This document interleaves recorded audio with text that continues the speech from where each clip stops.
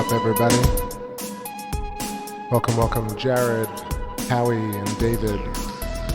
Cheers, y'all. Quickly, before SATURN sets, I want to capture it, and it's got a cool configuration of moons tonight. Rhea, Dione, and Tetanus. Rhea, Dione, and Tethys to the left. There's a star up at the 2 o'clock, and then the 5 o'clock is, I want to say it's Titan. Just double check that. Yep. Rhea, Dione, Tethys, and Titan. So I'll have this drop for a little bit, and then the moon's looking quite nice, but it is cloudy and got real cold here. Bet it's much worse north of here.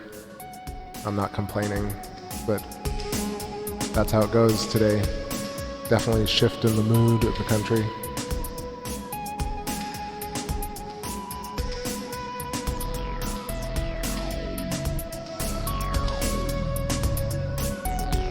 Evening space catharsis is nigh.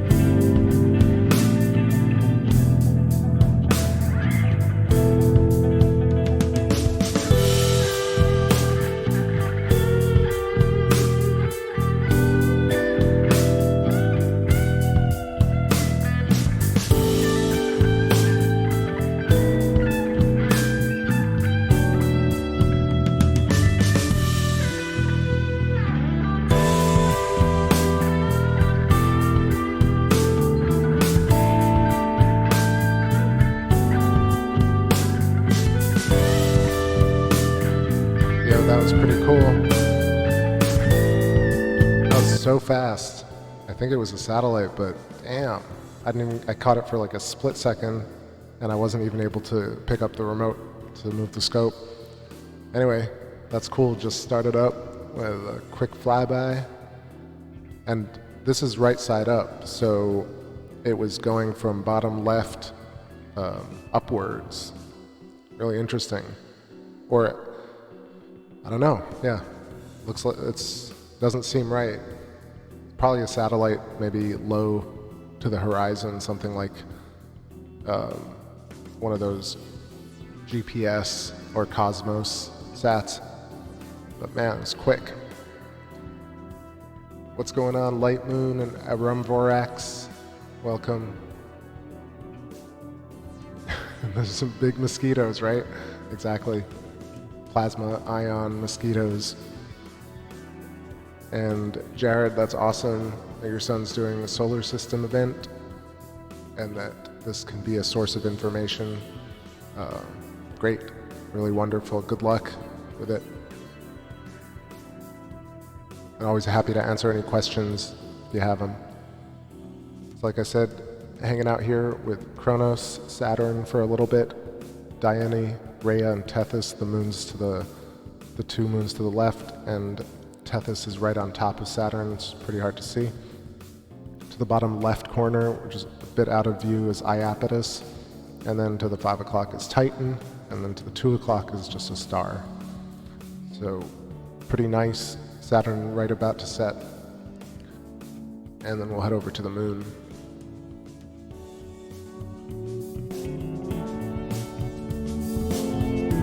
Keep an eye out for satellites too.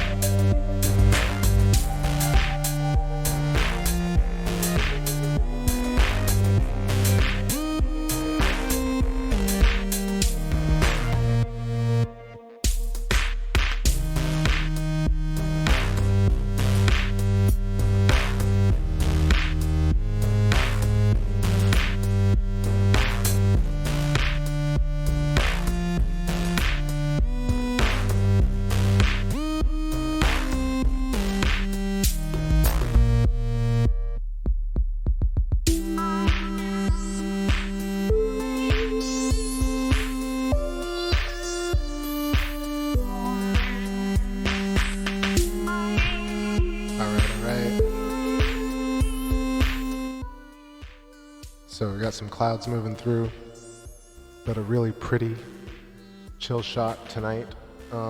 Let's see what percentage illuminated. Make some markers. Log our skies for tonight. So 37.6% waxing crescent, 6.2 day old moon. Haven't missed a night so far, which is cool. Got it on the first night, which was like 2%. Or am I crazy? No, we got it on the second night. And by we, I mean me and you guys and gals and everybody. So anyway, started tonight with Saturn, quick flyby. Thanks David for the mark. And then we got Moon here. Like I said, almost 38% illuminated. Tomorrow should be close to 50%, will be the first quarter. And it's pretty chilly.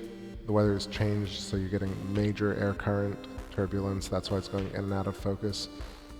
But I think as it moves and it sets and gets a little bit warmer, the image will get clear. I'm gonna go about an hour tonight. And then I'm gonna head out to dinner. Always works up an appetite doing astronomy. What's up there? Let's see. Ellie Wynn, how's it going? Nice to see you. Is it really cold by you as well? I bet the weather shifted for everybody. That I could just feel it in the brain waves. So yeah, a lot of these songs, like we're just chatting, that I just watch the stars and the moon kind of write along with the view. And yeah, it's been so inspiring and just infinite in a way. There's always something to write about. You know, a lot of people use kind of human interaction and history and old stories to write songs, but writing about where we are in space right now is so interesting to me because it's every day it's something new. And, all right, I'm gonna shut up. Clearly the song needs to play.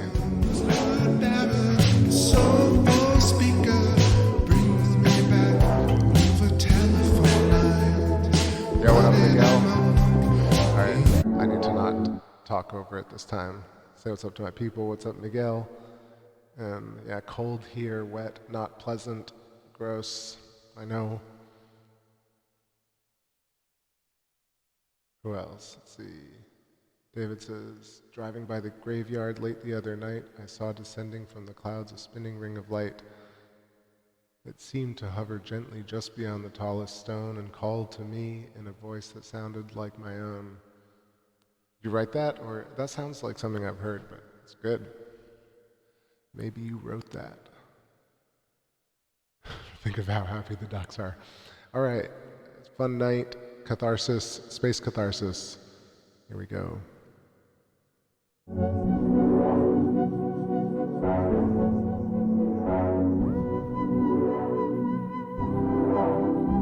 And if you like the music, go here or share this with a friend.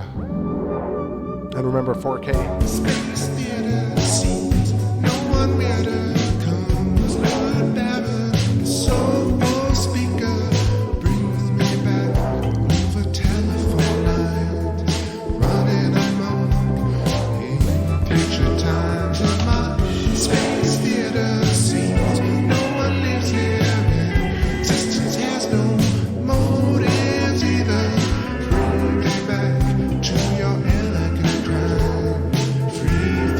Yeah.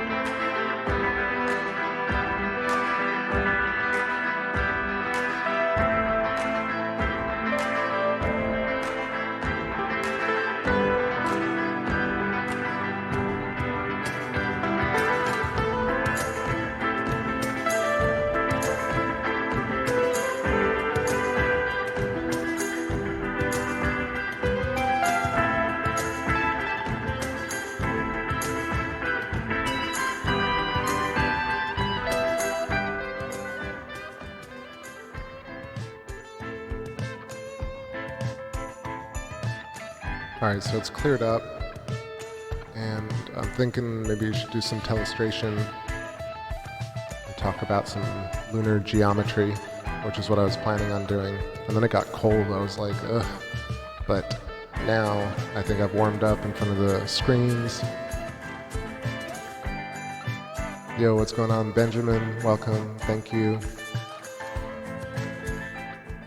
So let me know if you want me to talk about some lunar geology or just let the tunes play. I don't know. It's a toss-up right now. I could easily just veg with y'all, or I could get deep into the mechanics of why the lunar surface looks the way it does, from my perspective, of course. We got some nice features visible tonight. Half of Sea of Serenity at the top, and then bordering on Sea of Tranquility. To the right of that, Mare Crisium, between that, Proclus and Lacus Somnium. And then underneath that, Mare Fecunditatis, Mare Nectaris, Langrenus Crater, and then we got the trifecta, like the little dumbbell with the overlapping craters. That's Theophilus, Katharina, and Theophilus, Katharina, and come on, brain. Something with a C, I think. Cyrillus. Alright. Theophilus, Cyrillus, and Katharina. Right on the rim of Mare Nectaris. Mare Fracastorius as well. And Janssen Crater. Big hexagon overlapping a bunch at the bottom left.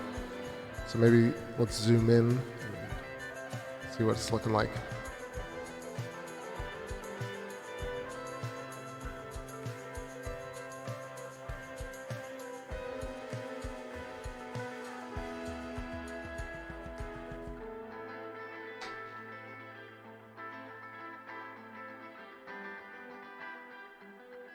Yeah, so Benjamin says, all the impact craters are round, 90-degree hits from everywhere, right? So I'm not sure if you're being sarcastic or, maybe you haven't heard that my opinion varies slightly in that area. I've started to realize that, it's very possible that the moon was cratered by this process called electric discharge machining between planets and celestial bodies, and why these surfaces of the moon, Ceres, asteroids, comets, surface of Earth have recursive similar geometry, and what it really takes to figure out the age and the origin of these features. And so common pop science talks about the moon going through periods of bombardment, up to 3 to 4 billion years ago, and creating all the features that we see on the moon today. However, Velikovsky and Ralph Jurgens and a bunch of electric universe proponents have suggested that the moon and all celestial bodies are affected heavily by electricity.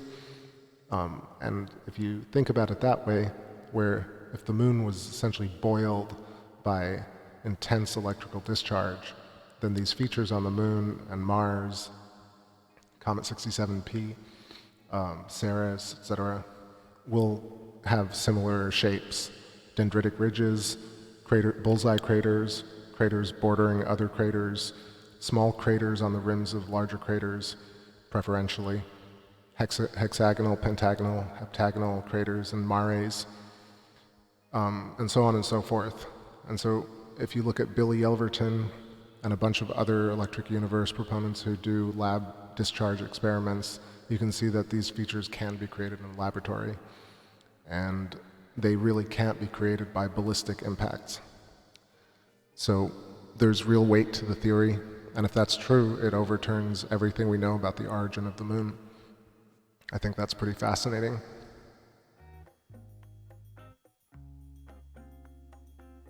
Yo, what's happening, Kimmy?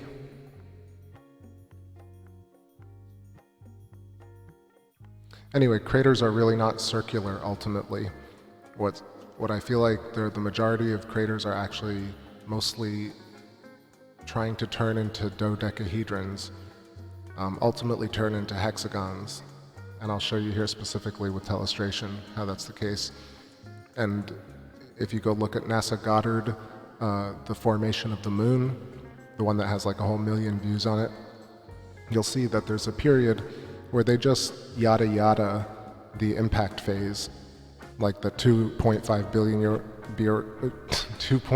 billion year old late heavy bombardment of the moon.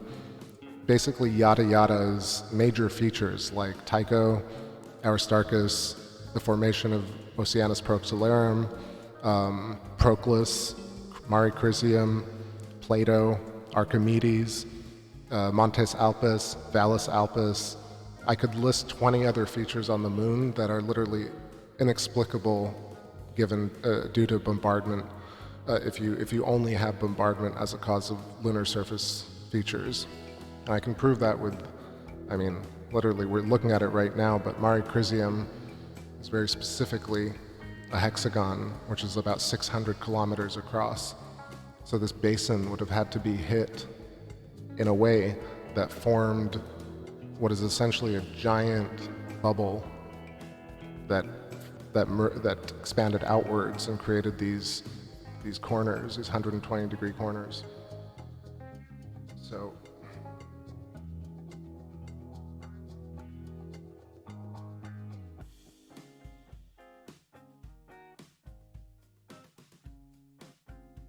yeah, I'm going to link to it, but in the description of this video and all my videos, you'll see links to channels like the Thunderbolts Project that ultimately links to Billy Yelverton, one of the first, or at least the most, he did the most experiments and filmed the most experiments, but there's Electric Universe Eyes, who does similar stuff. There's Dive Fly Fish, who's done laboratory discharge experiments. There are at least 50 to 100 examples of electricity in a laboratory creating geological features. It's that simple. There's no argument in terms of conspiracy. People can call anybody anything they want. It doesn't matter. What really matters is there are laboratory experiments that show geology.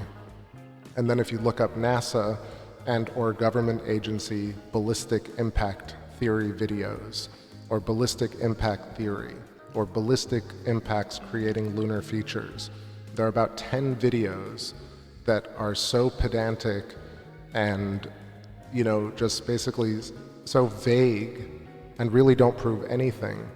And that's just my opinion. Everybody can go look at them, and they can look at the NASA Goddard, you know, making of the moon animation, and look up other ones. You know, there are people who are part of the pop science mainstream who do have alternative theories as to how the moon came to be.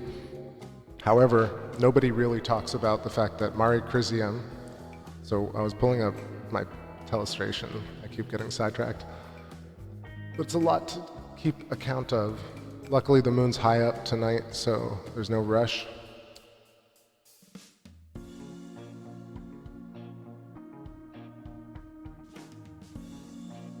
But let's talk about this, because I'd love to hear why people think that, one, the moon's craters are perfectly circular. Is that like a thing because we've been propagandized this phrase over and over and over from agency math? They're like, no, all the moon's craters are perfectly circular. They're perfectly circular. It's a perfect circle. Such a perfect circle. Things are perfect.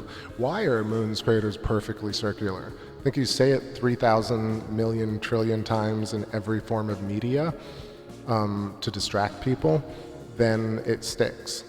But really, I have like a small commercial grade telescope and a $1,000 camera, and we're looking at hexagons on the moon. It's insane that you have a government agency that shows you pictures. Well, that's not fair. They show you basically renderings or simulated versions of this exact thing that I'm showing you here, and then they do science from that vantage point. And then people who believe in NASA call people who question that crazy. But it's really crazy that they think that that's what people want.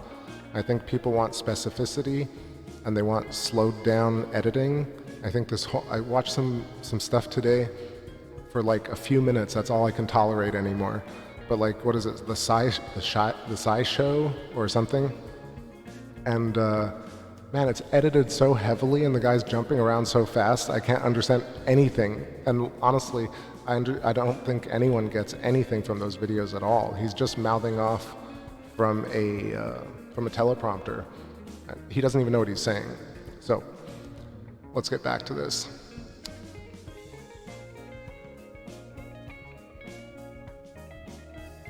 Just want to say what's up in the chat. Bumbaclat, what's going on? And Leo, what's up?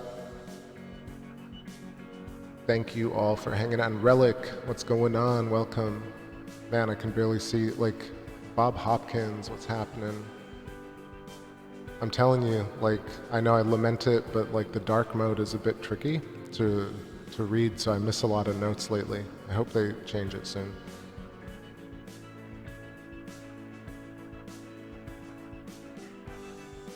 Darn it.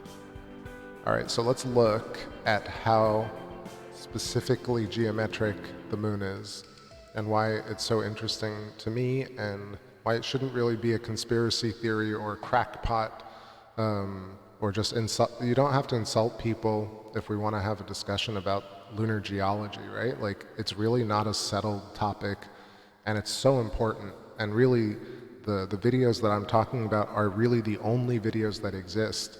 If you really look this up and you're like, the origin of the moon, you're about 5 videos deep before it becomes conspiracy land. And there's definitely conspiracy land, which is just like preying on clickbait, getting people hyped, fear porn. There are lots of there's nothing wrong with conspiracy that is going to exist. But the fact that we don't have an honest, transparent, public discussion about lunar geology doesn't make sense to me. I think it's so important. All right.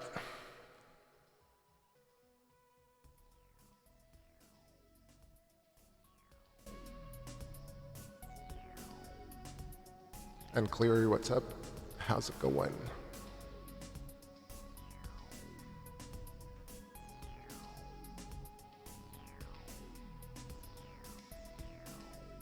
All right, so first, you got Mari Crisium over here. Really, really outrageous how even for 4 years, 5 years now, I was looking at this being like, that's not really circular, is it? But your eye really makes you think. It kind of fills in. It's like, have you ever done those little, not optical illusions, but like mind games where you're reading a paragraph and a ton of letters are removed, but your mind can still fill in the rest of the words? This is the same sort of thing. I think like humans are really susceptible to things that are almost things, like pareidolia. So like hexagons are so clearly very close to ovals. So looking at the moon at a cursory glance, it's fair to, it's not hard to see why people would just imagine that everything on the moon is actually like an oval or like a condensed circle. Even looking at it now, if you squint, you're like, oh, that's just a circle. But really, it's actually sharply a hexagon. And the reason that's important, and you'll see this shape on the north pole of Saturn, is because really, and I think Neil from the Electric View was mentioning that something like this happens basically at every corner, every vertex of the hexagon. These are like points where I want to say Birkeland filaments form and pressure zones pinch. And I think that's like a way to explain what's going on, but the simple thing for me is that this is conjugate geometry of nature, where essentially it's meeting these invisible pressure zones of density. Oh. So circle packing.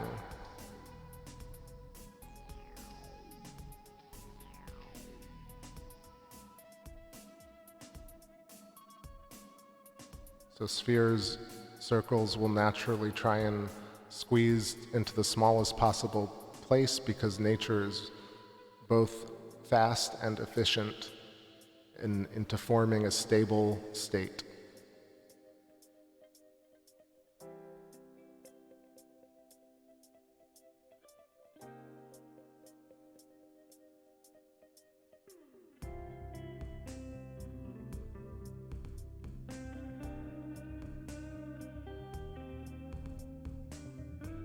All right, let me read some comments because I see David perhaps disagreeing with me, and I love when people disagree with me because it allows for debate. Let's see.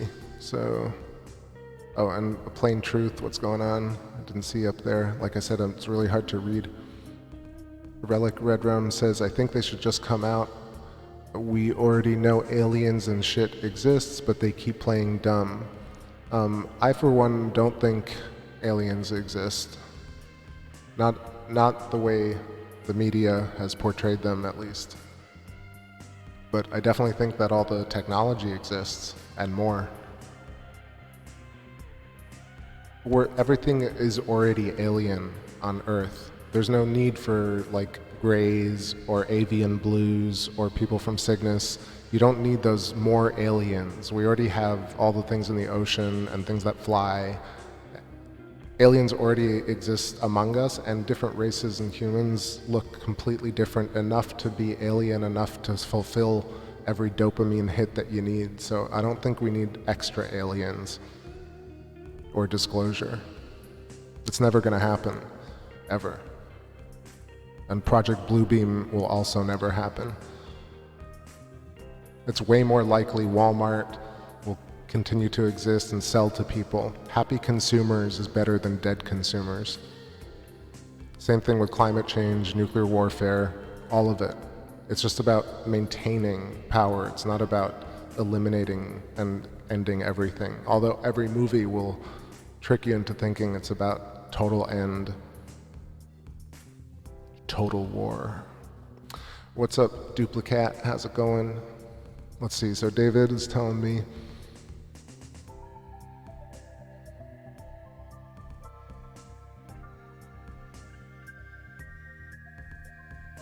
I'm reading that you said there's a lot of research on crater formation, though it's out there for folks who want to learn.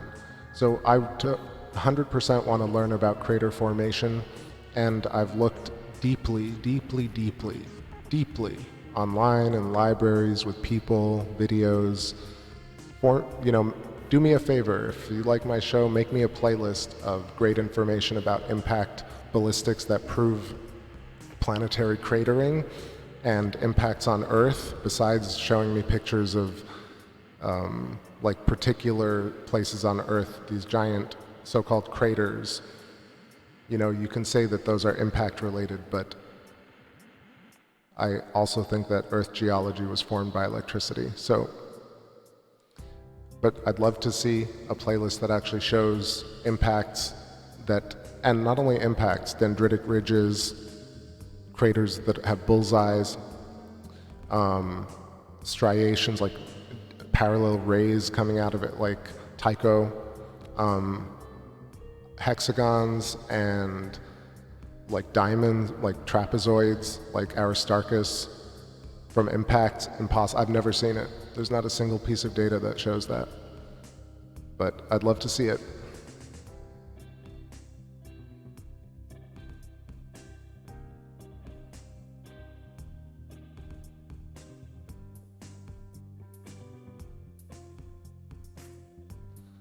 Bob Hopkins said, Flower of Life. That's the Terrence is talking about. He recreated SATURN, hexagon and all.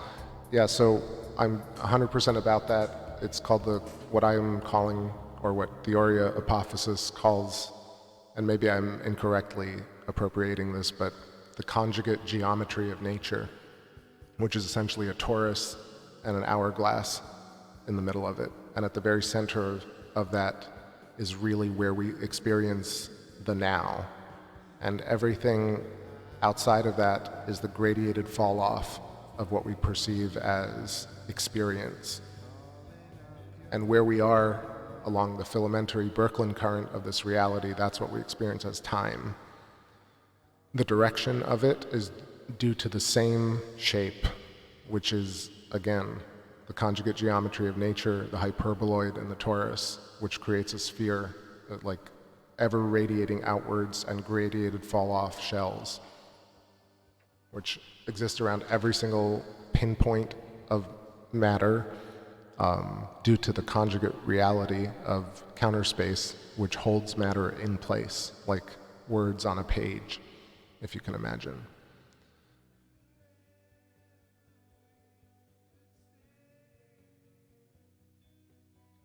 It makes a lot more sense as to how things float in space. They float because there's pressure from every side. Everything is accelerating towards each other while also having a sphere of influence that allows objects to repel. So if you've ever seen organized magnets, really the best example of this is David LaPointe's Primer fields.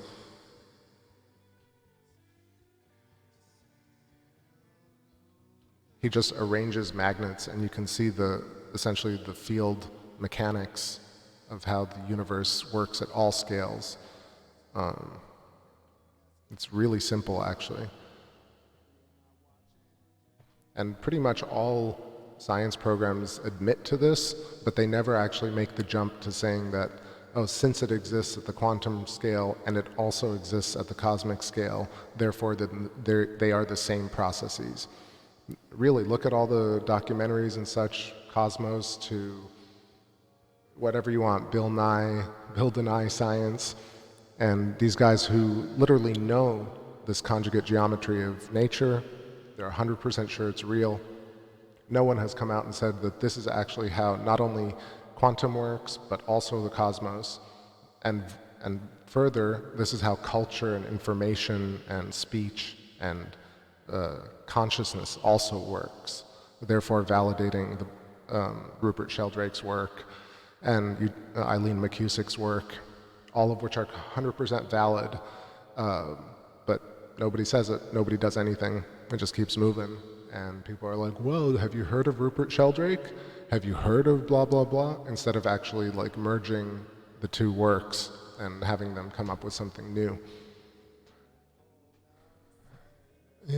All right, take a little break. Fungus are aliens. I mean, yeah, look at like all the microexistence, microcosms of Earth. More than enough aliens. I don't know why we need grays and movie aliens that are usually so dumb and or so mean. It's really just a symptom of the patriarchy, ultimately. It's like a bunch of writers in Hollywood who just hated their wives and they hated their lives and they had bad habits, but they were really creative. So they came up with this concept of really just being so dark and cynical about almost everything. Case in point, I was watching the most offensive piece of content, one of the most offensive pieces of content, and it is Carl Sagan talking about Velikovsky. There's something so insidious about the way he was talking about it, while giving it all this time on the show Cosmos, right? He talked about how basically the premise of what Velikovsky was suggesting, going so far as to basically open a hole in a model of Jupiter, I think it was Jupiter, and expunge the comet Venus. He showed all of this, and then he went on to basically denounce the entire thing and say, it's okay to be perfectly wrong about this. We know it's definitely 100% wrong. Look at the funny rabbit, it's wrong. And people just watch this guy, and it's blasphemous to talk awry of Carl Sagan. But seriously, that kind of arrogance is why we don't have an open space industry. And you could say that it is open, but it most certainly is not. What up, eyes to see, and whoever else is hanging out, lurkers included. I got so sniffly, it just went real cold, so forgive me, I know I'm like all nasally, but having a good night tonight. I think it got clouded out though, but we'll wait here.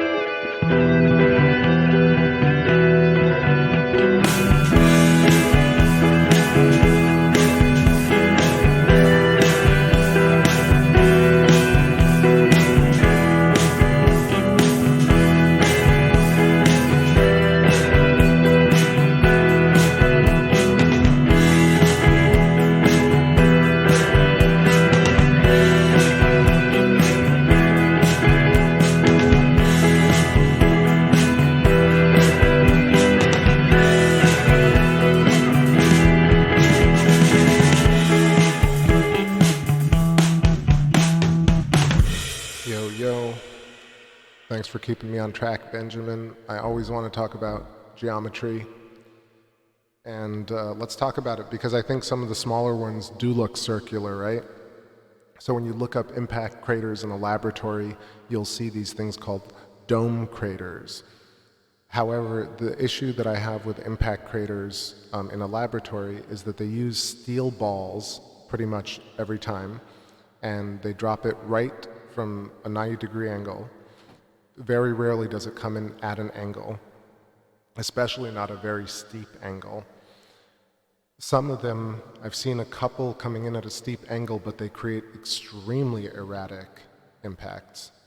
Now, I understand that impact crater also has this issue that they say, no, impacts don't even actually hit the surface. They explode right over the surface, and they create these circular craters. I've heard that. However, I've never seen an experiment show that. I mean, there are definitely military stuff that you see doing that at a certain level. However, these are like extremely specific types of armaments, you know? Impact craters coming from space are extremely aberrant. However, I mean, furthermore, things like, if you see things like asteroid Bennu or comet 67P, or the erratic shapes of these objects that so-called made up the heavy bombardment period, the late heavy bombardment, you'll see that they're profoundly massive shapes, but they were also erratic. And, you know, all of them even this idea of seeing chains of craters and saying, oh, definitely that was a chain of asteroids. You know, besides seeing it in a simulation, you've never really seen that in a laboratory, but you definitely have seen an arc moving across the surface, which two planets could just skim each other, and that would mean they would kimmy each other. They would skim each other and create an electrical static charge, static arc, the same way our fingers connect with a door handle, but let's say a millionfold. And between 2 points on a planet like Mars and the Moon, it'll create little blisters. And these blisters won't need an impact. They'll just literally they'll look like boils, and then they'll expand outwards, because that's the conjugate geometry of reality, of nature. And then they'll meet density points, and they'll kind of create boundary layers, and that's why things are basically dodecahedrons, hexagons, honeycomb patterns, molecular structure, craters on the Moon, on and on and on. The hexagonal shape is one of the strongest shapes. Right after trying to create a sphere, reality will try and create a hexagon or a lattice. And it's just obvious. I mean, all the science programs that are pop-sci, I always decry them because they don't put two and two together. They'll do an entire documentary on hexagons about honeycomb with bees, but they'll never say, okay, at the end of this program, the reason bees do this is because they have this, you know, innate method of aligning their building patterns to a magnetic field, etc. Or it's part of their nature. A lot of this is yada yada in the form of like, oh, this is just their survival instinct. And no one ever says, what do you mean, scientist? They just say, no, it's just survival. And no one presses them and says, what the F do you mean by that? To me, survival is basically the structure of the geometry of every quantum particle to every cosmic particle, which is a planet or an asteroid or a solar system. And everything looks exactly like this one shape in different modalities and different expressions of this one shape. It makes way more sense, it's way more efficient, and it is what quantum mechanics was trying to achieve, and likely achieved, but realized that if they actually said, oh, we achieved it, they would stop getting funding. So quantum mechanics has a stake in keeping quantum mechanics fuzzy. Same thing with astronomy. If astronomers basically said, oh, we figured out that there is no cosmic microwave background, that's the oceans. We can't see further than the Oort cloud, so-called Oort cloud, because there's a gradient fall-off of visible light. And light appears to do different things at different parts of the universe. That's it. that would be a simple way to actually move science forward. Otherwise, we're going to keep scientists baffled by blah, blah, blah, scientists puzzled by blah, blah, blah. And then Thunderbolts Project will be like, scientists say they're baffled, but they shouldn't be baffled because blah, blah, blah. It's all mired in never moving anything forward. Not that I'm accusing Thunderbolts of intentionally stagnating, but even in their methods of saying that popular science are the people who have to change, it's really more about the people who are observing reality, who need to observe reality correctly. That's not even a term. Correctly is just in my vantage point, I want to perceive the universe that I see correctly to me. And everybody should do the same, I think. But also, everybody shouldn't do the same. So, is that confusing enough? All right, let's get back to the tunes. What do I got here? Let me go back to the older tunes. And I'd love to do some more moonage, zoomage, but I'm going to wait for these clouds. We still got time. I'll go back to lunar geometry. So impacts in a laboratory have essentially nowhere for the ballistic to go. The moon was definitely not hit with perfect spheres of iron or nickel or titanium. Moon was definitely hit, or if certain of the, I have to change the language. You see a lot of elongated craters. If that's the case, then you'd have to create that type of crater in the laboratory with an impact coming from a very steep angle. Love to see that video, you know? So there are a lot of things like that. Organized geometry shows that things are actually growing. So if you do pour over coffee, or if you wash dishes tonight or this morning, look in the sink and see these giant bubbles that your mind thinks are perfect circles. But if you follow the boundary layer of the next bubble, you'll see that they actually share a straight wall. And these are the boundaries that exist between all matter, probably at every magnitude. This is how things like telepathy and feeling spooky action at a distance, it would make a lot more sense if everything were connected through these layers, these onion shells of plasma, information, mostly information. But really, my goal is to put all these ideas together because I see this recurring pattern in truther movements where people get really stuck into the idea of why they got into being a truther versus actually figuring out that, oh, I started this whole journey to figure something out because I wanted to get to somewhere else, right? And I feel that even Thunderbolts Project is so kind of stuck in pointing out how wrong the system is and not doing a live stream with Wallthorn Hill and a bunch of people in the chat room. And then, you know, insisting that the people in laboratories have discussions with them. Insist that it happens. Why are any days wasted at all? When things need to happen, they need to happen. So the fact that like months and weeks go by and things have, like even conferences, like these once a year conferences, it's such a stagnant methodology. But it doesn't exist except in truth movements. In all forms of business, they can fast track everything. And somehow in truther movements, people are like, I'm so stuck on proving this point. But I'm not stuck on proving the universe is electric. I just didn't know how to articulate the connection between all things that I've learned about the universe. The electric universe, or this concept of the interconnected universe, physically, literally taking it out of metaphysics and magic into natural sciences, and saying, you know, to hell with popular, being popular. You immediately allow for all these ideas to converge onto a point like telepathy, like star travel. You begin to formulate your own version of space.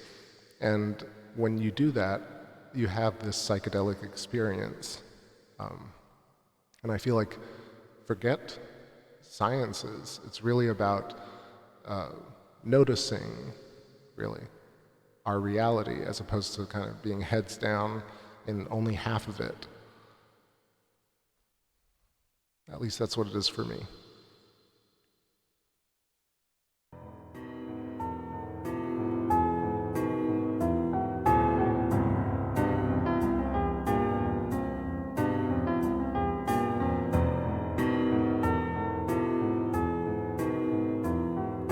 Yo, what up, Vicky? How's it going? Timothy Martin, what up, what up?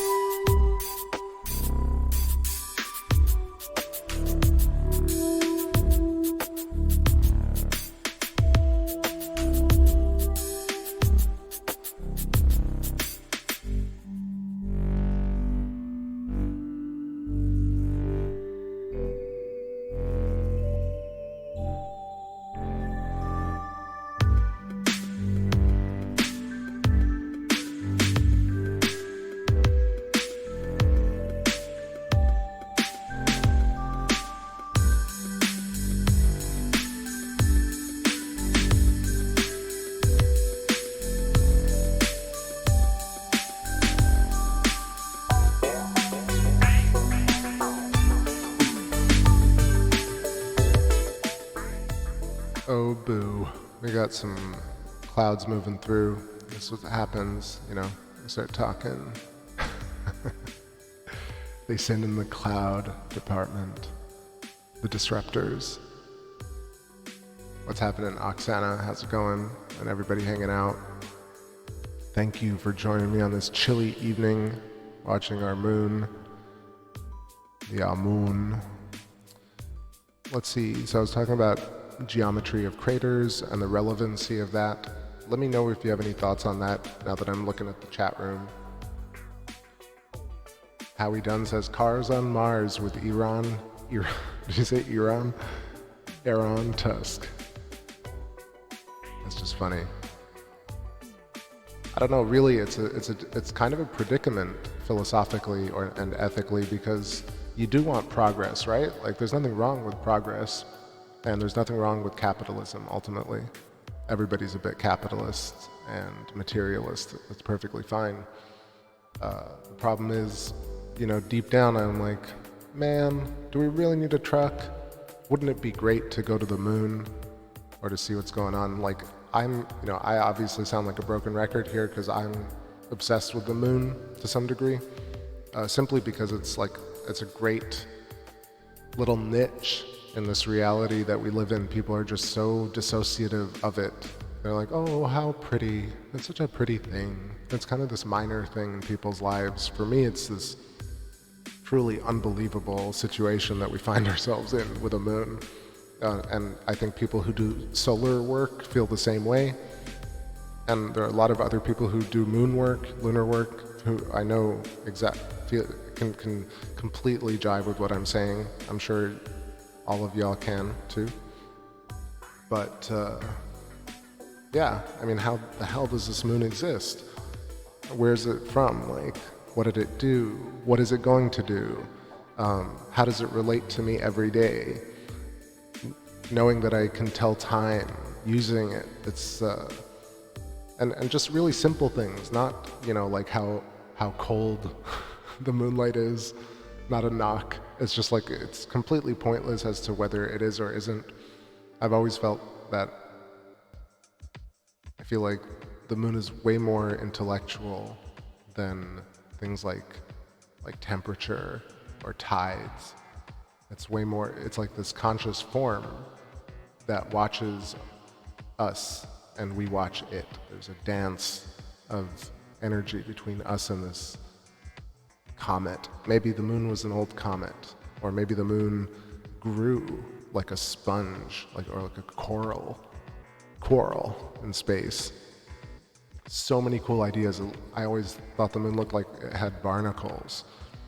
So, you know, coming to terms with the fact that there is a moon and there's real work to do on the surface, and there's real work to do from Earth, just by understanding it better and not treating it like just so dismissively, like it's, oh, they made a movie about that, that's pretty cool.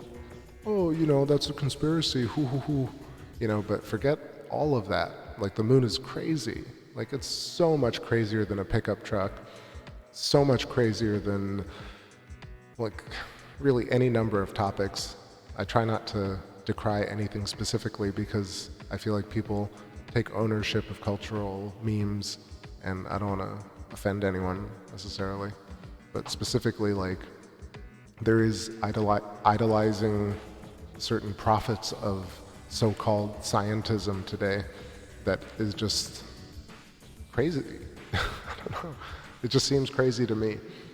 You know, even though I also idolize these people, but there was a shift, I guess, and perhaps it's just because there's a gradated fall off of that type of awareness, where perhaps I was on a particular plasma shell of awareness where I saw that, wow, these guys are really full of it. They're like really not making a lot of sense. But ultimately, it could be non-nefarious. It could be completely just ignorant. And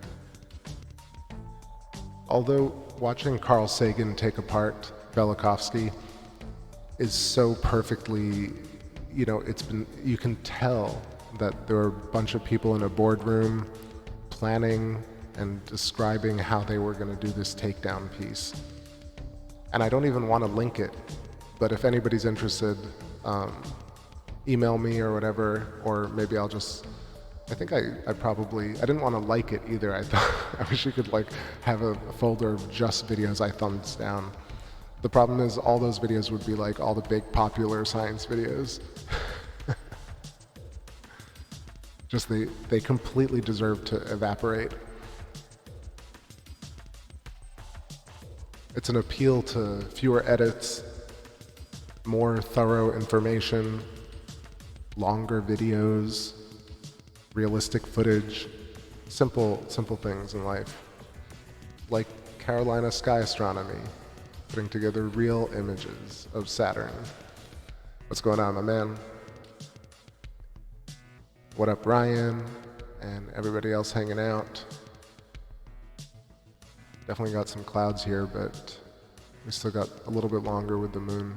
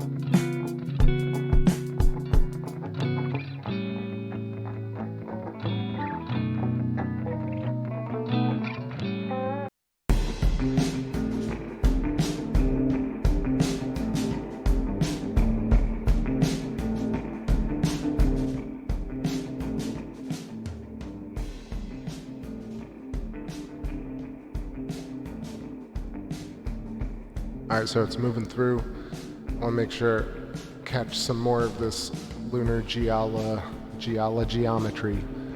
and just talk about how it just makes a lot more sense.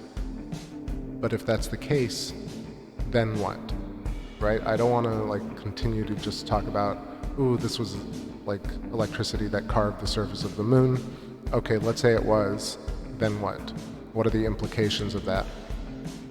So I was lamenting the situation with, these NASA tidbit videos like Easy Science or whatever the hell that they just released, where it's really two supposedly intellects who have a lot of experience at NASA, and they really have nothing to offer in terms of actual science.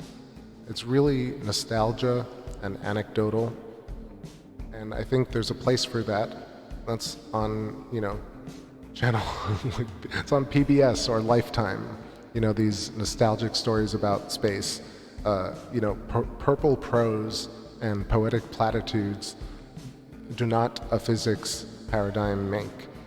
So I feel like we live in this flipped, insane reality where now scientism is this pseudo ad hoc reality and real physics is being suppressed. It seems like people really want to do new physics. So the reason it doesn't happen, I realize this is the final puzzle piece. Everybody gets to this point and they're just like, they give up because they realize that the status quo is the status quo for a reason. So ultimately the bottom line is money and power. However, the power structure is such that it requires itself to obey power structures. So if you follow with me here, let's say I could be completely wrong, but if I'm right, this is what I propose, that the universe is going along. The fact that we actually exist is proof that the universe is perfect.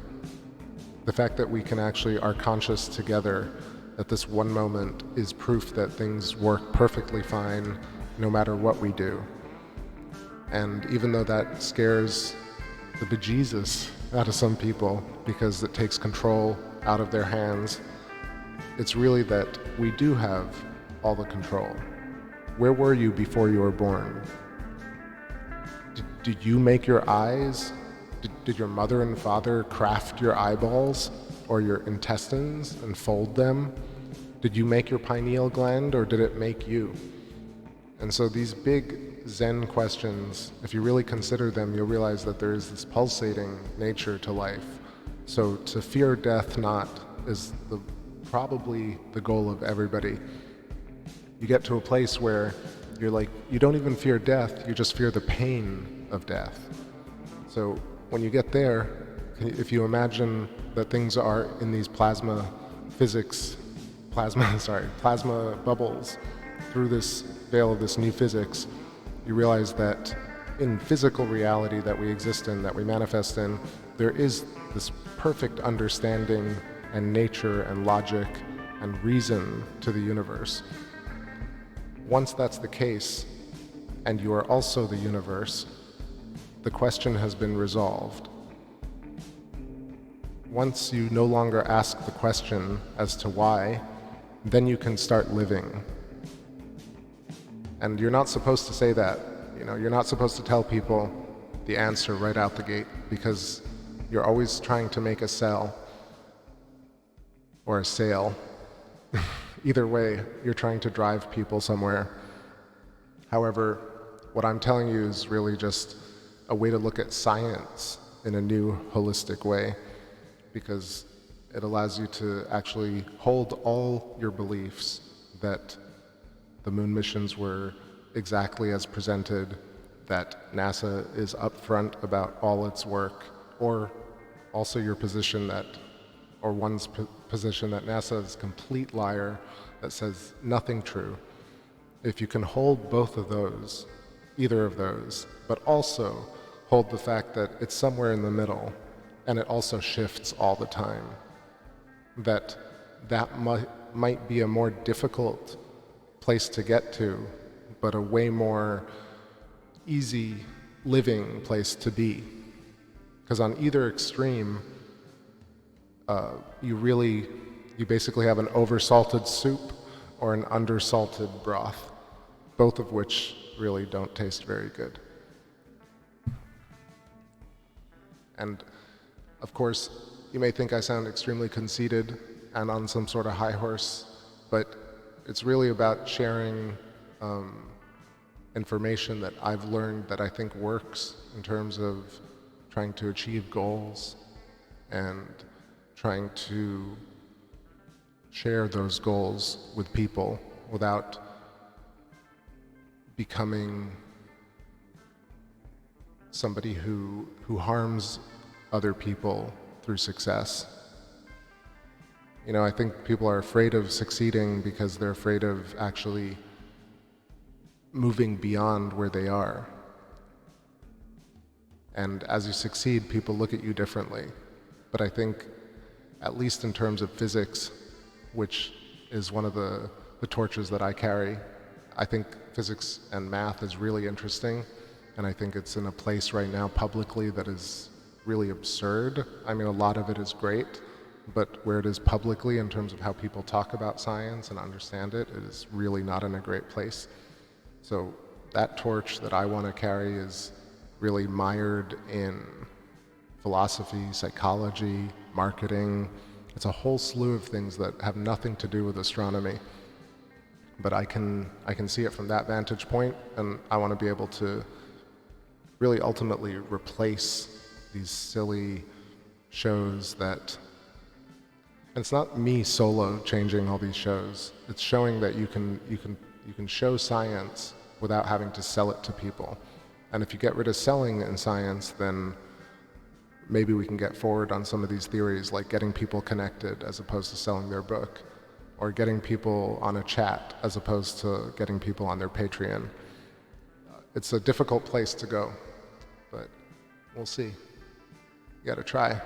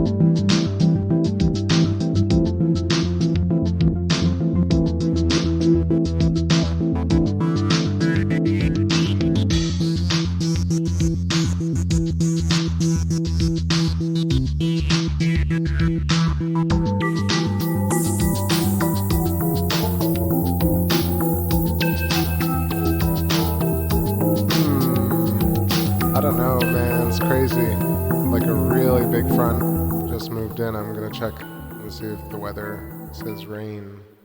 That would suck. But also, something funky is going on with the camera. I was trying to get basically the playback to the gallery button, and it's glitching every second time. Or no, it actually takes like 3 clicks to get to the gallery, which is what I'm doing a playback. But it's going crazy. And I changed the memory card, so I think it might be just the camera or the temperature. Who knows? Strange times. What's going on, Darren Moore? How you doing? Yeah, I just need to see if I gotta pack it up, if it's gonna rain.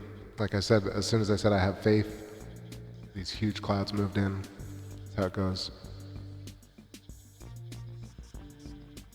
Yeah, Pink Floyd's ramping up to do their big release of like the entire later years. Man, so good. Just so good.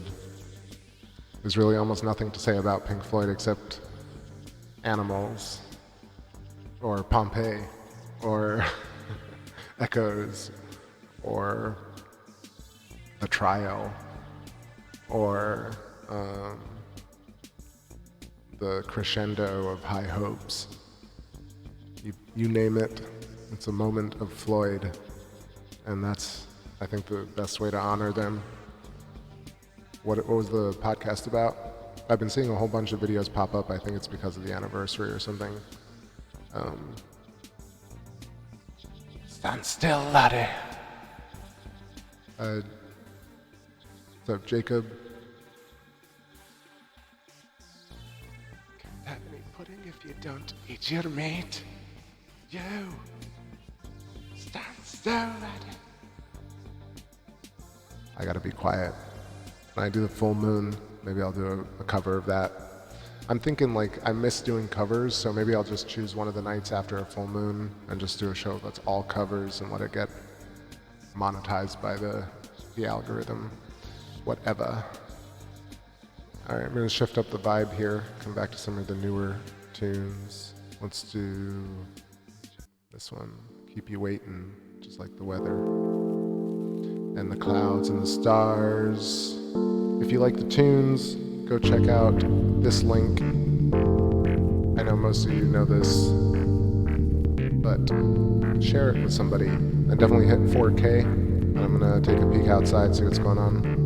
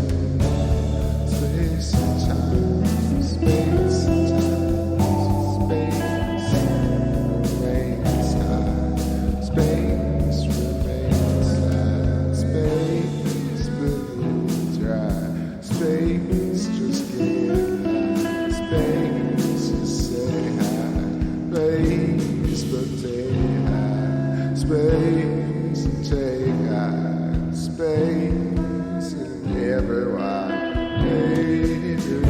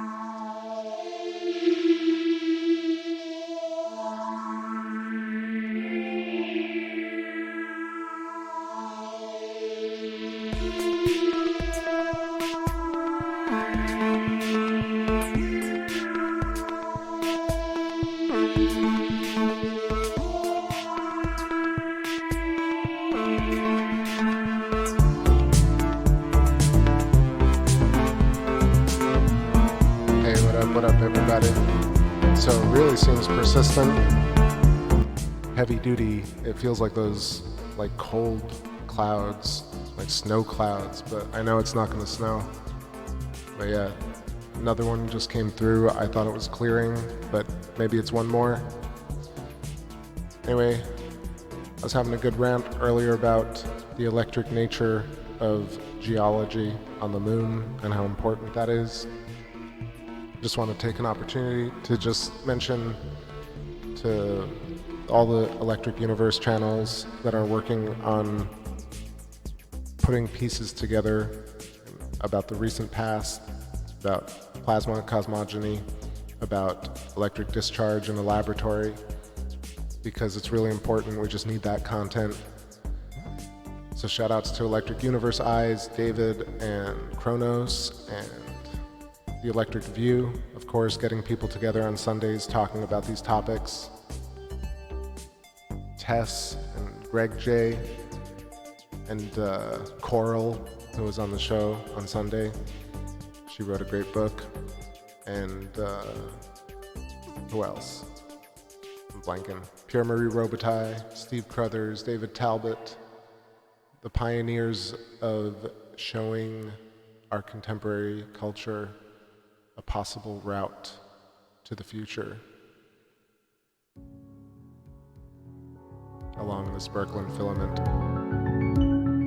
And I know that people might think it's weird, but the thing is, when you really look at, if you look up NASA plasma, you'll see that NASA already works with things that really intertwine with Electric Universe. It's just that pop scientism and mainstream is a business that comes between actual science and people.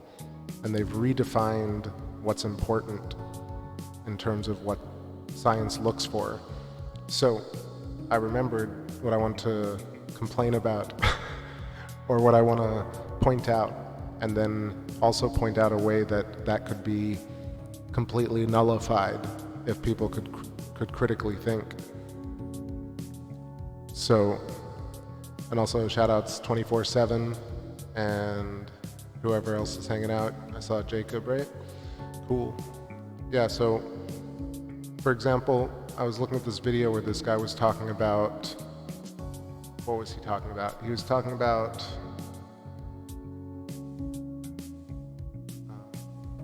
let me just look at my history.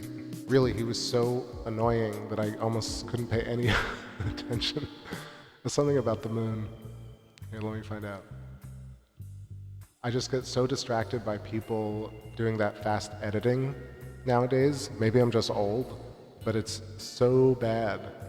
This idea that nobody can forge a sentence or record themselves long enough to form a complete thought is just, I know that it's a trend, but the way people follow trends is just so quick nowadays. Videos went from, anyway, cadence and timing is so important, especially in science and philosophy.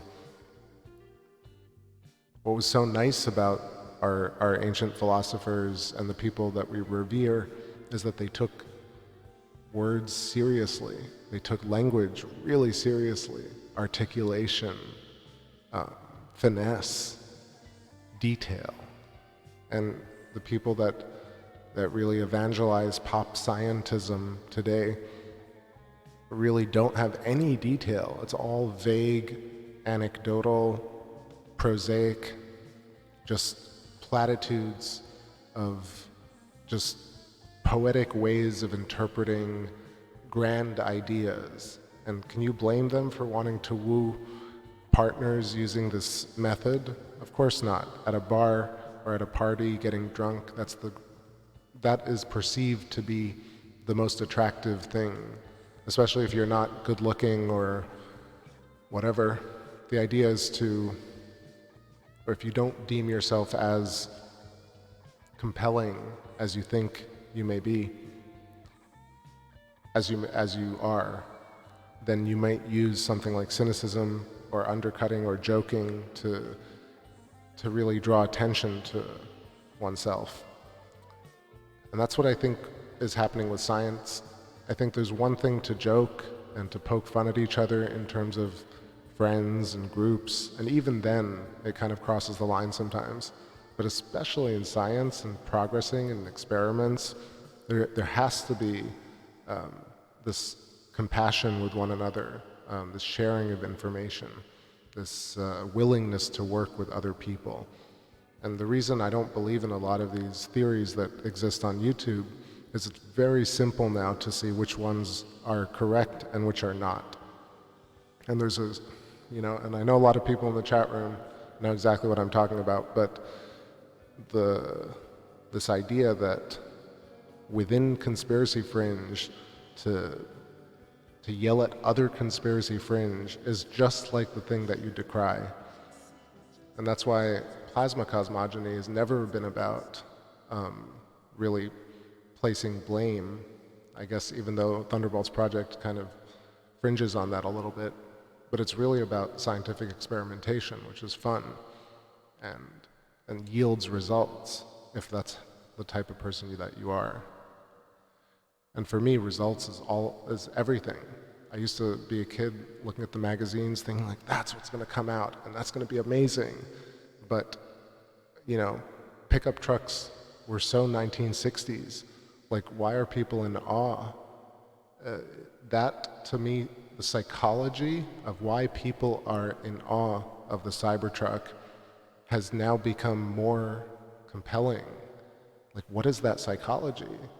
How does that translate into plasma cosmogony? Is that because culture exists along a gradiated fall-off shift along a magnetic current? And do people live there? Is that where people's existence lies, in this giant hyperboloid conjugate geometry? I mean, that's cool, tying thought to geometry. That's new stuff.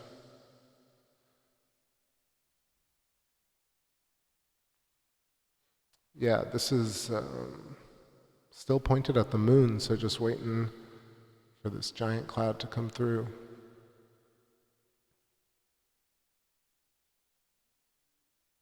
Play it some tune. Appeal to the clouds.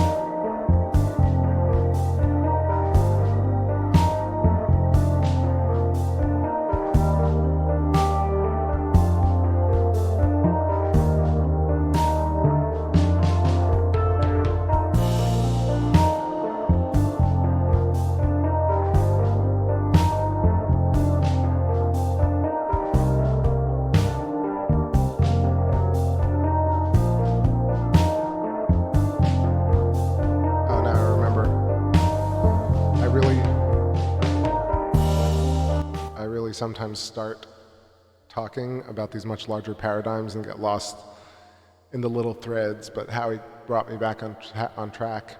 Says, wasn't that truck on Blade Runner? Yeah, so I don't mean to just shit talk Elon Musk because, man, amazing, right? However, isn't it also like, didn't we walk on the moon like 50 years ago? Or, you know, the idea that some people think that we walked on the moon 50 years ago. Both worlds can exist, but let's say we did, then why are we working on pickup trucks? We have so many different vehicles right now, like, that are car-based. So how do you both laud someone for progressing in terms of engine technology and window tech and cool design? Like, it's all very cool. I get why people are interested in it. It's very interesting. However, but if you put it in context of where we should be technologically, it seems crazy. Because shouldn't Elon and Jeff Bezos and Kenneth Branagh, Kenneth Watson, Richard Branson, and any number of people who we don't know, be in like a field together with all their top scientists and suitcases of money? No, I know it's not like that, but something like that, where they're like, okay, we're gonna just fucking send somebody to the moon. Here's all the money that we have. Think about the crown, the feather in your cap of being like the first basically business to send a person to the moon of your choosing. The fact that it hasn't happened yet is so profoundly insane. There should be just a mini-series on Netflix just about how crazy it is that we haven't evolved into a fully spacefaring civilization already, a type whatever, 3 civilization, type 4. You hear it all the time on these like multi-100,000 follower channels like Fraser Kane and Tony from the Deep Space, whatever. I never remember the name of his channel. Deep Astronomy, right?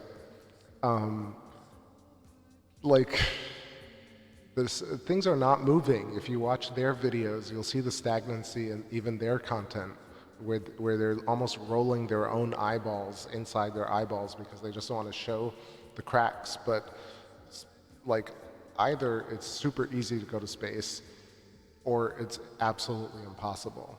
This middle ground where like, oh, maybe, me think maybe it's possible, but maybe, and then year goes by, 2 years go by, 4 years, governments change. Hey guys, are we doing any closer? Are we getting any closer? Yeah, well, maybe 10 years from now, maybe, or 25 years from now. And other people will tell me, oh, you're too hasty. There's not enough will. There's no willpower. We've run out of will. Couldn't find no willpower. That's ridiculous. Like, government is not run by will. Government is run by money and intent. Will is just like this idea.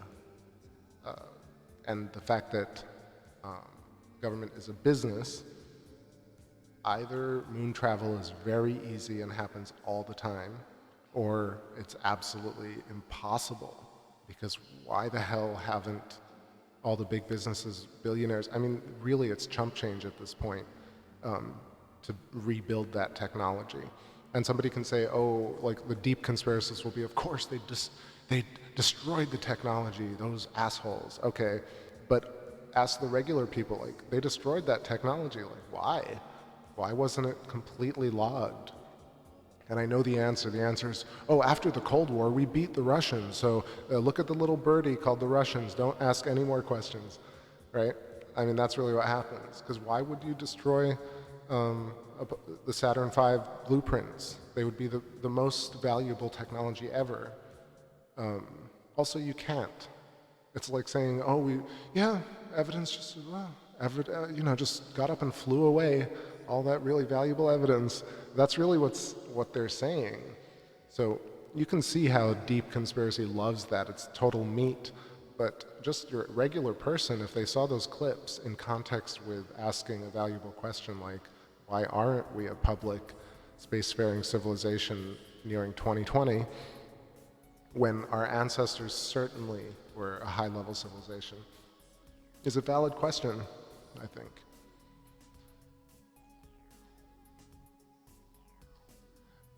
Yeah, so Howie also continues, I hate to say, but I'm afraid it's the latter. There's nothing wrong with the latter. Like, I don't see why it becomes a disaster scenario if space travel is very difficult. That's cool. That means there's a challenge.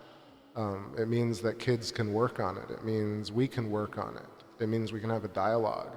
The stagnancy comes with the religious aspect of Apollo. Basically, Apollo is now a religion. And people defend it the same way they defend the Bible. And I know that could offend a lot of people, but that doesn't matter because a lot of people believe in a lot of things passionately. And if people get offended, then they get offended because that's the price you pay for being passionate about something. You're bound to get offended.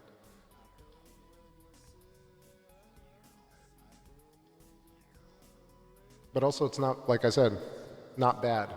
And also if space travel is really easy, that in a way could be perceived as bad, but then that's amazing. If space travel is really easy, then things become possible.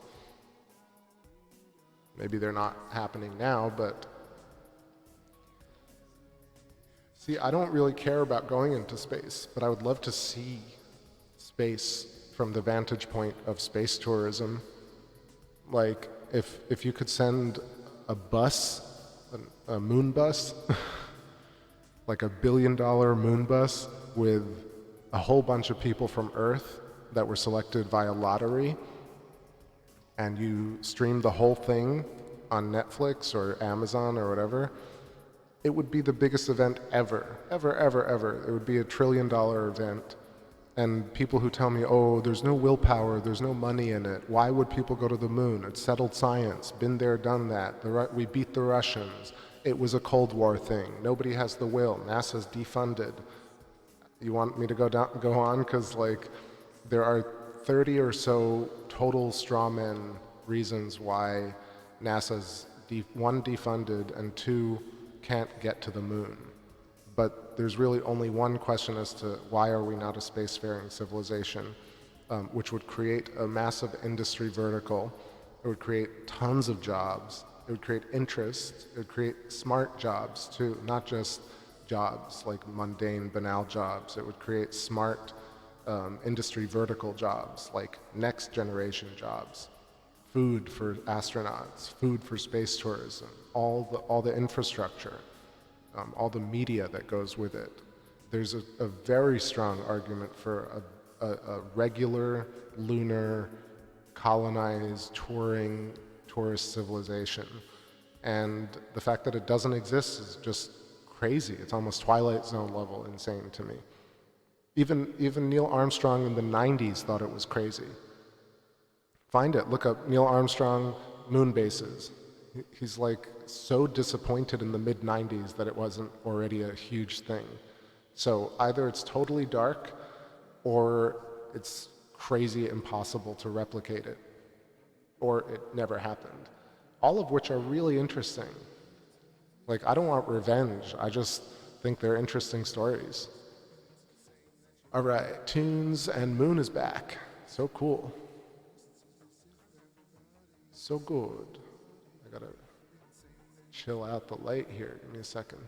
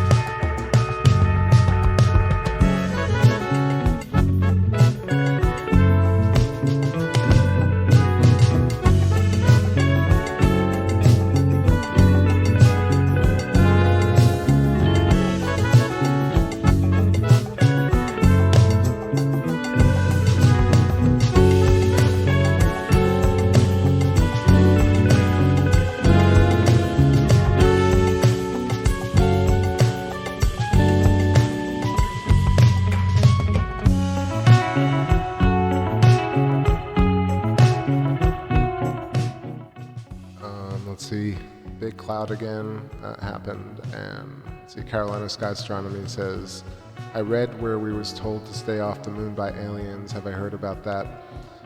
Yeah, I mean, there were several stories that appeared about aliens on the moon, and I know that it sounds stubborn, but I stick to my guns about aliens. I just think that same thing with this whole hype about Nibiru, or like a second sun or second moon, just all these conspiracies that basically exist around actual physical experimentation.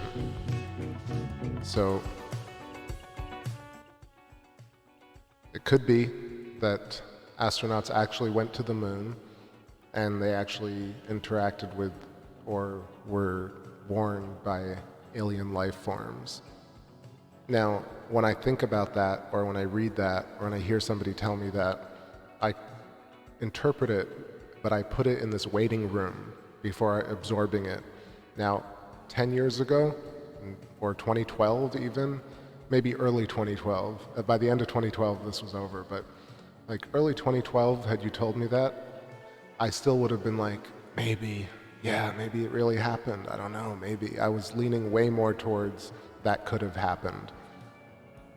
But I just don't think it's really like that. I think if you go around the world and you look at animals and plants and microbes, you realize that the Earth already is as alien as you can imagine it.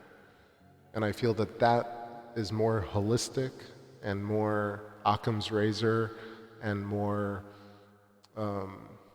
it's just a better probability that the moon is this object that requires a certain type of technology in order to get to it. And we have a government agency that has the wherewithal to make, or they propose that they've done this. It's like a company saying that they've cleaned your house, right? Or whatever, they mowed your lawn. That's like a big thing in Florida. The lawnmower men. It's like a big deal. So how do you know when the job is done, right? So this is sort of the idea. NASA is basically saying going to the moon is a job that has been completed, and that's it. Been there, done that, is what Obama said. And people resonate with that because they're like, huh, okay, it's done. What do you give a shit about the moon at all? Like, why do you even bother?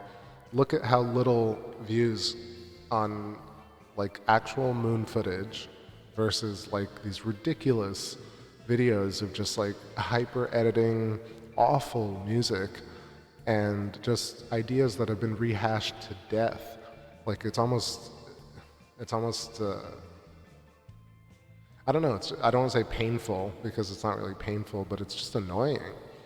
And it sounds like that, and I feel for these people who need jobs and they have to exist in this environment and get jobs and like read off cue cards on a monitor and sound excited about a topic that they don't understand at all. I have empathy, but also it's so tiresome as a consumer.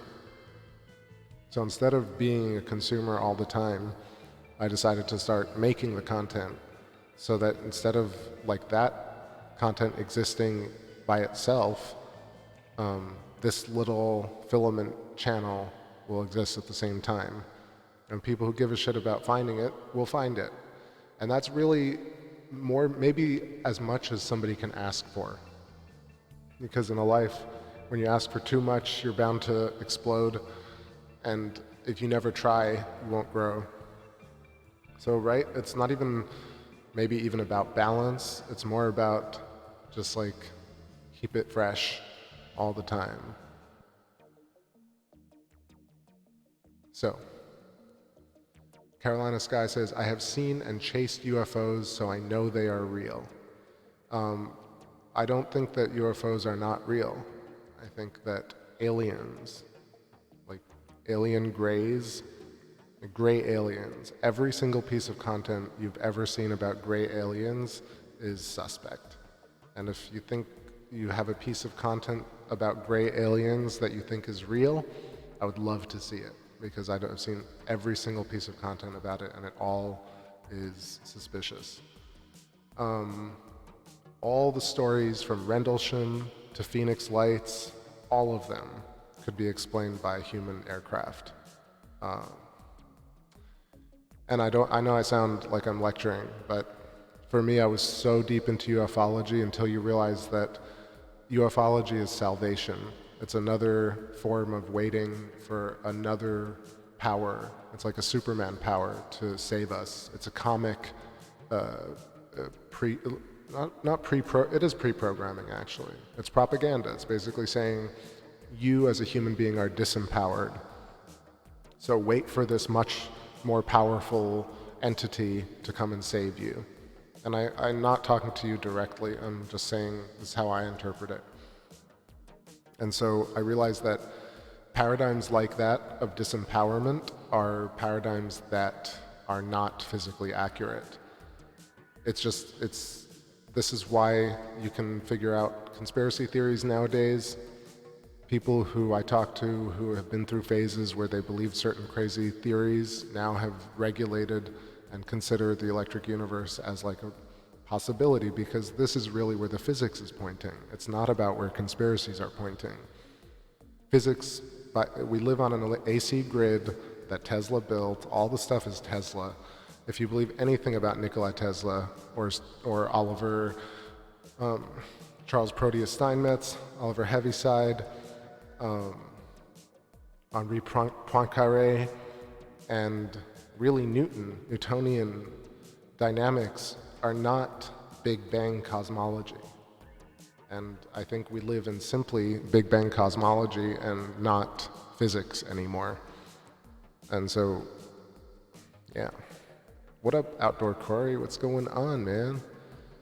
Been a long, long while. Hey, look, the moon's back, and I've been ranting, but UFOs are real, whether they have gray aliens or like avian blues or the people that David Wilcock and whatever his name is were hanging out with on Mars and the prison cells.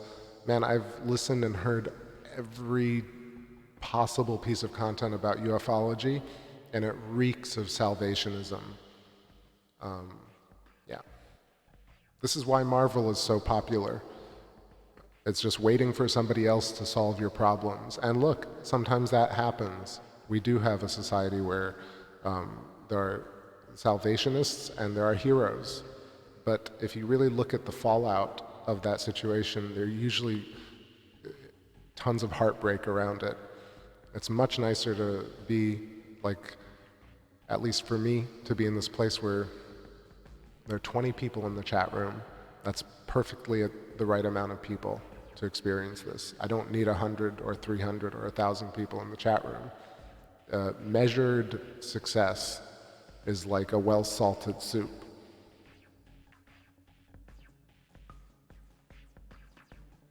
Look, but, okay, Howie's talking about the Crow video, and I'm just going to be honest about it. Like, it's exhausting to continue to point out that this stuff exists, with all due respect to anybody in the chat room. It exists. Of course it does. Can we move on from the fact that it exists? Like, are we going to make videos perpetually that are just like, UFOs exist, guys? I mean, look at my videos. I've caught more than my share of very clear, unidentified flying objects. There's zero interest at this point in the government explaining what any of those are. Zero. It's not going to happen. Disclosure, aliens coming up, Project Bluebeam, ain't going to happen. What's going to keep happening is people are going to shop, and people are going to eat, and people are going to create new people, and they're going to shop, and they're going to eat, and drive around. It is, in a way, a little bit like WALL-E, but what I'm trying to show is that there are other people that we really much cooler, like the alchemists and the astronomers and the record keepers and the musicians and the artists who throughout the ages recorded the madness that we call culture. And if you're part of that group, or enjoy that, or being in the company of that group, then you are in the right place. Because that's all it really is. Like, the world is not the way I want it to be. The world is everything that I don't want it to be, so that my life can be everything I want it to be. So, point is, watching Crow's stuff, and even Crow's perception of things as well, is also mired in complainism, ultimately. Even though he is a content creator, so I gotta give it to him. Like, he actually creates his own work, he does his own show, he has his own thoughts. Like, I could disagree with him on topics, but you have to respect him for creating his own content. And he has conviction. So that's my opinion on that. I've always stuck to it. But there are other theories that are just completely beset with complainism, fear porn, and also, and the reason I say these things is because these methods of branding and marketing your content actually I think don't yield successful projects.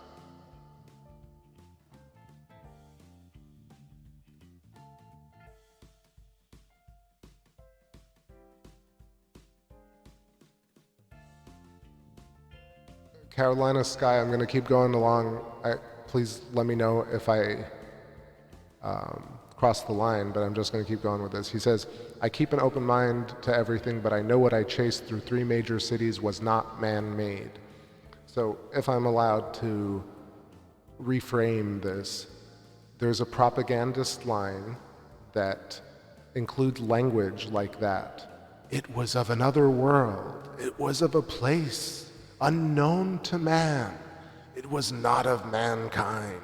There's a language, there's a way of presenting things that is so seductive, and ultimately saying things like, the entire sentence is your experience, and then was not man-made is propagandist interjection, is propagandist blocks of copy that have been handed to us from a government that doesn't want us to assess information correctly.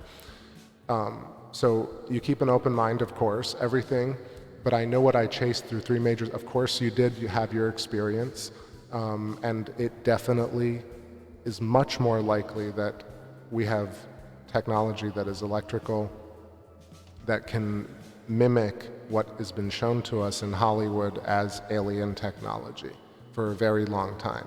Doesn't that seem more likely than it's definitely from a place in space that we have no concept of? Like, we only have a concept of aliens because we think that there are Earth-like planets, which are completely misinterpreted and misrepresented in science. If you actually look up what they're doing and how they're determining these factors, these are arbitrary factors. There are no Earth-like planets as far as real physics is concerned. It's totally made up interpretations of dramatic, poetic, nostalgic, and anecdotal ways of representing physics by saying somehow there's a place where the grass is greener, far across the universe, like there's another Earth, guys, let's destroy this one so we can go to the other one. And it's, again, not living in the moment. It's another, like, oh, there are aliens because it has to be aliens. If it's not aliens and it's just human beings, boo, that's really boring. If it's not like these slightly different looking humanoid aliens, then it's not as exciting. That's ultimately what it is, even though that might be very touchy. That's really what it was for me. I was like, man, if there are no aliens, what a bummer. And then I realized that that was some shit Carl Sagan told me, or Stephen Hawking wrote in his book. These poetic platitudes that I had adapted to my language and made me feel a certain way that doesn't jive with physics. I mean, ultimately it just doesn't. We are not insignificant. It's proven physically that the existence of the universe coexists in relation to us. So we're just as valid as existence. Physically, not psychologically or philosophically or Stephen Hawking or Nobel laureates. It's just physics. That's the truth. And people can say, oh, your truth or my truth, but no. I'm talking to you over YouTube. Everybody agrees YouTube exists. YouTube exists along probably conjugate geometry the same way the planets and the craters exist.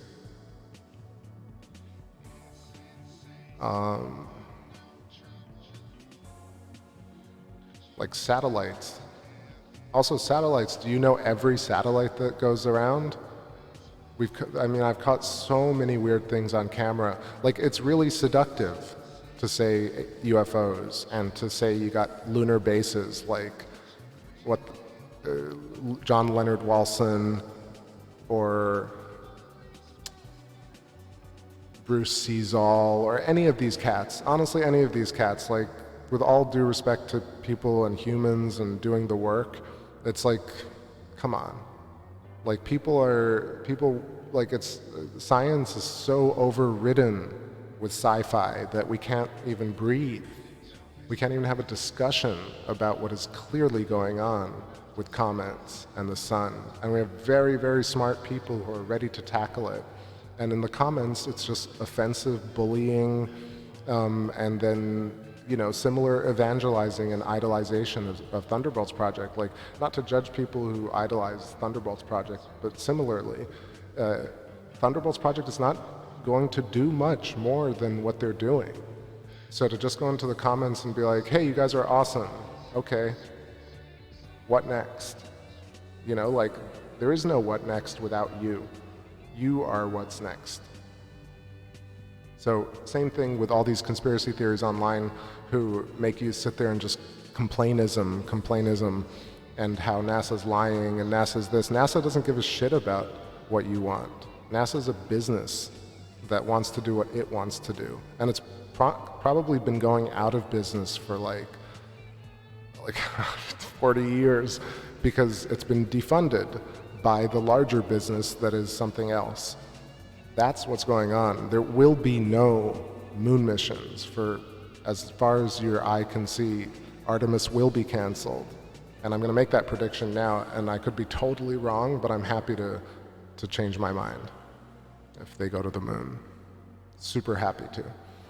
But I know it's going to be canceled because I've seen it happen 5 times. Why wouldn't it be canceled when whatever gets another 12 terms? You know how it is, because cynicism creates art. So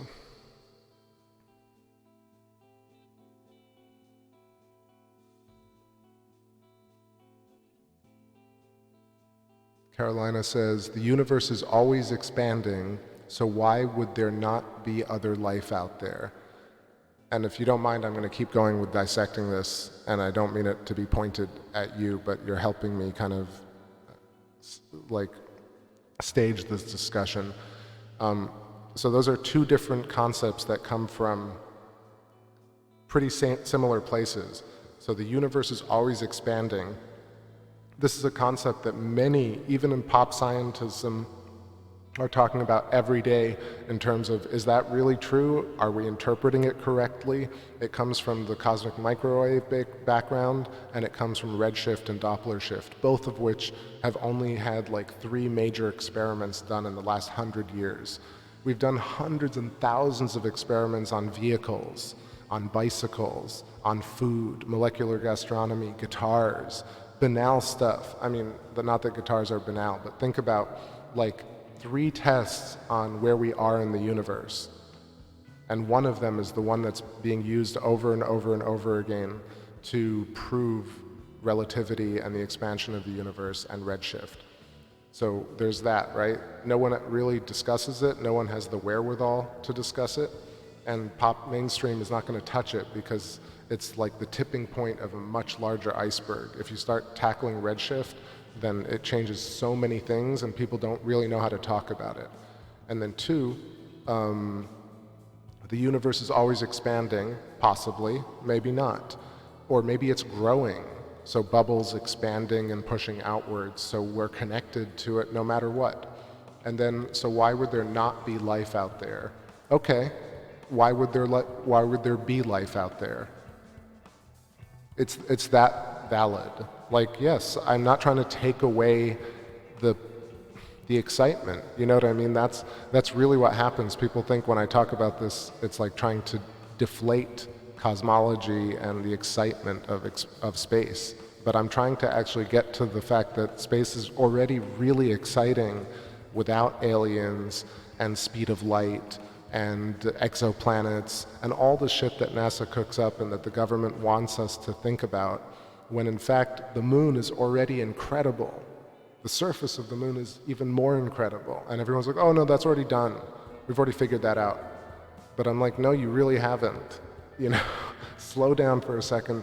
See, there's this, and it's not because people are bad necessarily, it's because business needs the next new hot idea. Every year has to be better, like the halftime show, right? They try and every time they gotta one-up it. But people don't care. People like a good song and a good meal.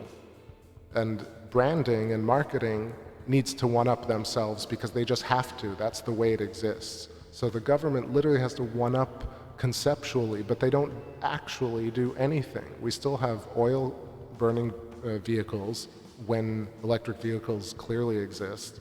We have an energy grid that burns fuel when it doesn't have to. There are all these things that don't exist when they shouldn't. But people don't know about the specificity of what to ask for to change it. So the point is, the universe is always expanding, so why would there not be life out there? Maybe.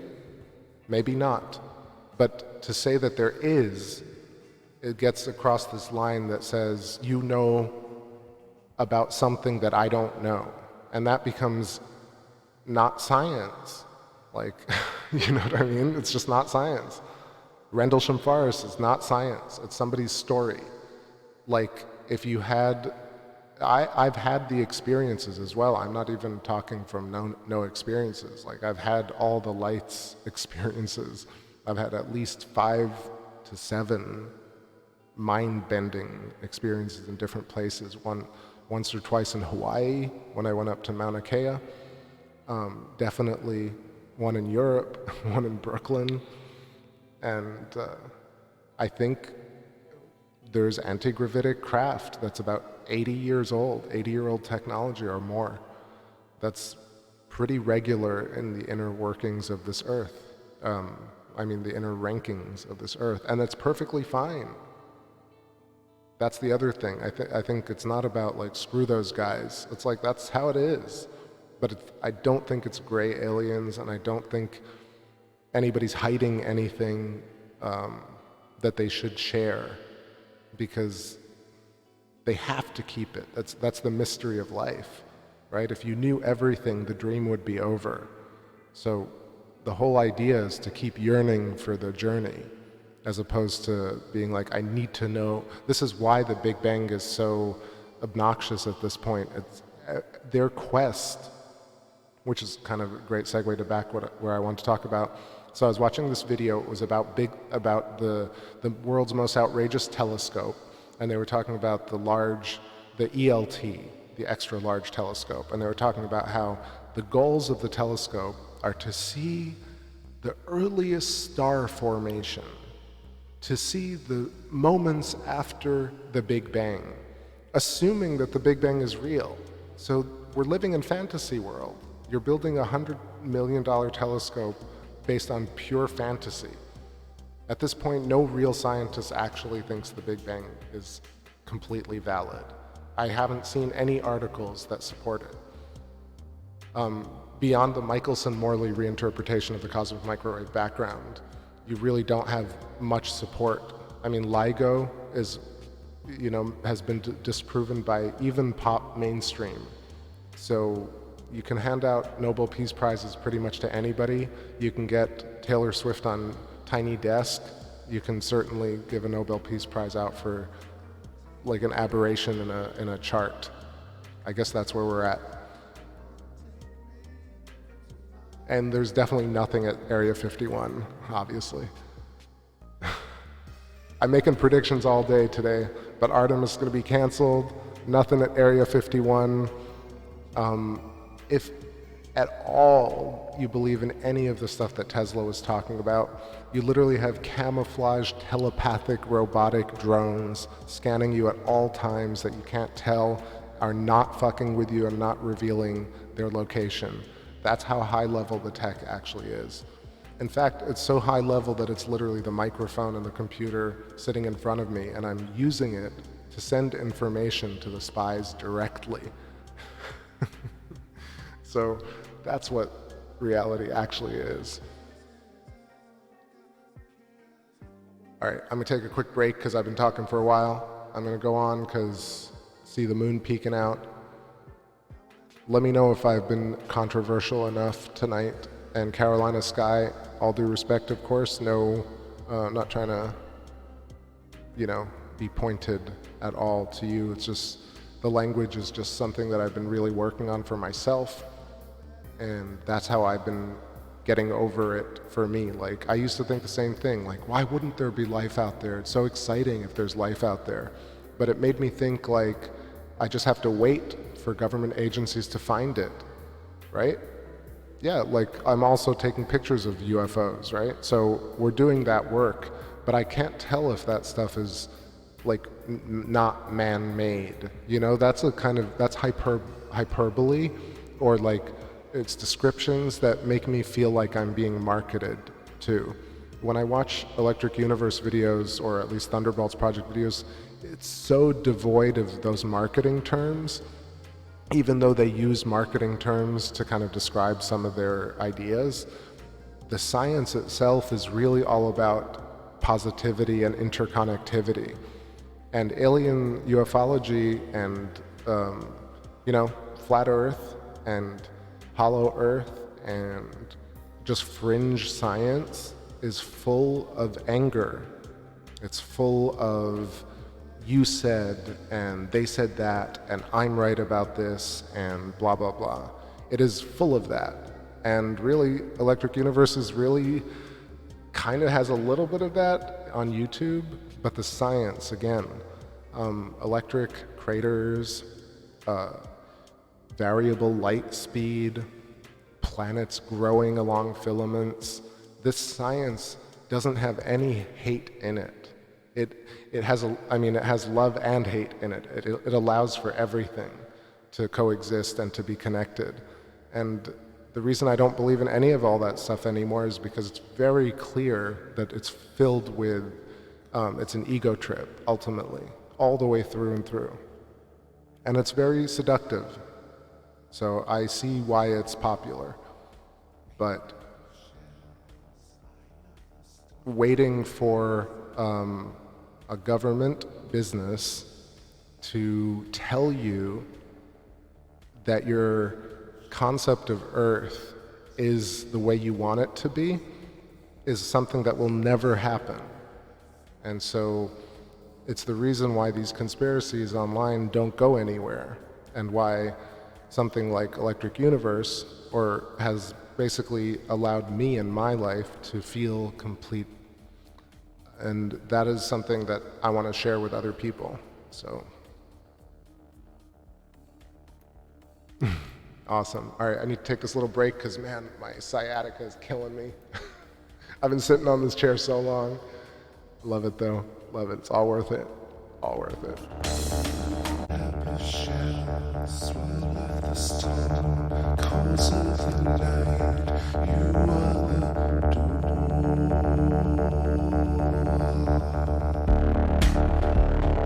made up of shadows, sign of the storm, cause of the love, you are my light. Made up of shadows, magnetic light, claws of the force, gracefully through.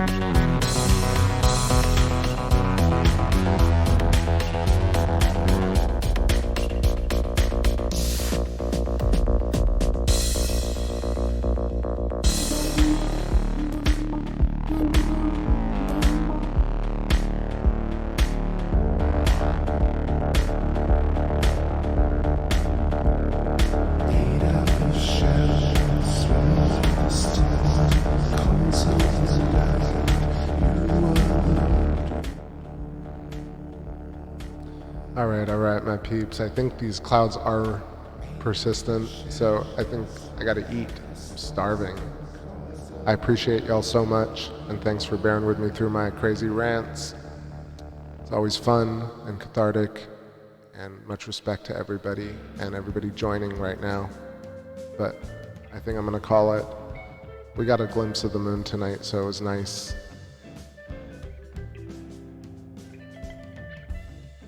What up, Sky Pilot and Norwegian Flava, and Howie and Kimmy and Carolina, thanks brother, Light Moon and Ellie Wynn, Plain Truth and Outdoor Corey, nice to see ya, and Kevin H, and let's see, Miguel 24/7, Darren Moore,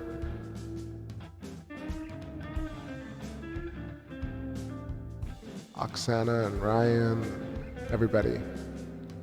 If I missed you, I still appreciate you. Have a great rest of your night.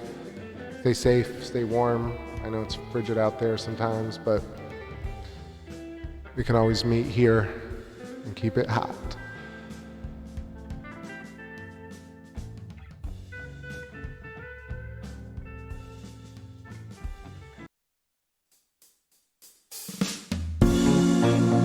Take care, y'all. Catch you tomorrow.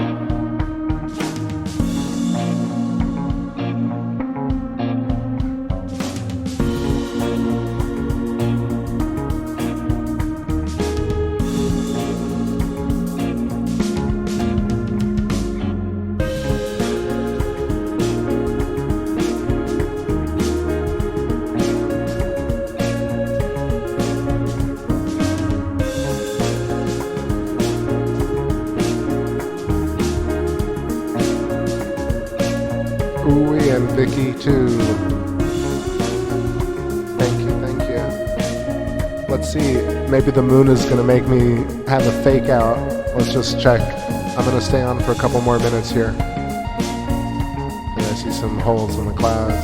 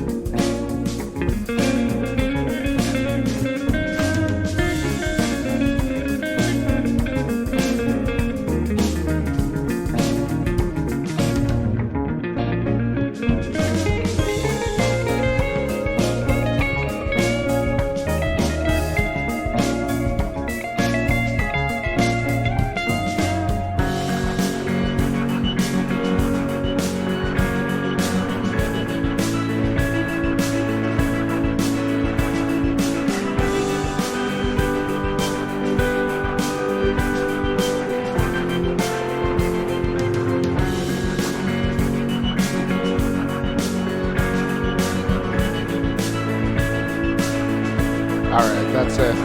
Again, thanks everybody. That's it. Have a great night. Catch you soon.